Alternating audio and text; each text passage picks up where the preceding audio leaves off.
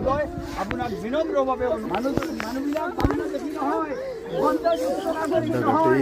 তেওঁলোক দখলদাৰী মানুহ নহয়।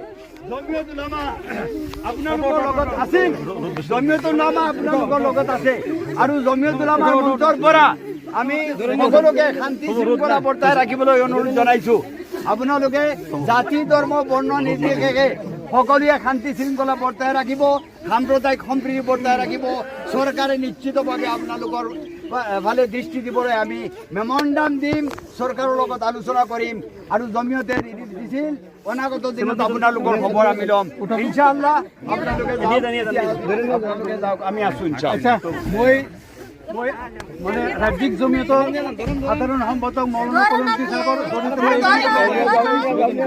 ক'ব বিচাৰিছোঁ, বৰ্তমান কোনো বাতিল ব্যৱস্থা নাই, কোনো পোহৰৰ ব্যৱস্থা নাই। গতিকে মই জিলা জমিয়তৰ সভাপতি হিচাপে ৰাজ্যিক জমিয়তৰ সম্পাদক ডাঙৰীয়াক মই অনুৰোধ জনাম যাতে এওঁলোকক মানে চলাৰ লেম্পৰ যাতে ব্যৱস্থা কৰে, ব্যৱস্থা কৰিলে ল'ৰা ছোৱালীক লৈ তেওঁলোকে বসবাস কৰাতে অলপ আর বাদ বাকি পানি আর লেট্রিনের কারণে ব্যবস্থা করার কারণে বন্ধু সকল, আমরা এসেছি হাসিলা বিল, যে জায়গায় উচ্ছেদ হয়েছে ওখানে আমরা আসলাম। এসে মানে মানুষের পরিস্থিতি দেখে এত খারাপ লাগছে। এই দৃশ্য আপনারা দেখেন কি অবস্থায় আছে মানুষগুলো এই গরমের মাধ্যমে তিরফলের তলে। এটা হলো দৃশ্য, এই তিরফলের তলে ছোট ছোট ঘরে মানুষ গিল্লা আছে, কি অসুবিধায়।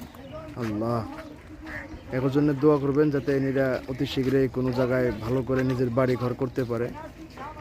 দেখেন কি অসুবিধায় আছে, ছোট ছোট ঘর, তিরফল, ফ্যানের তলে মানুষ থাকতে পারে না এই সময় এত গরমের মাধ্যমে।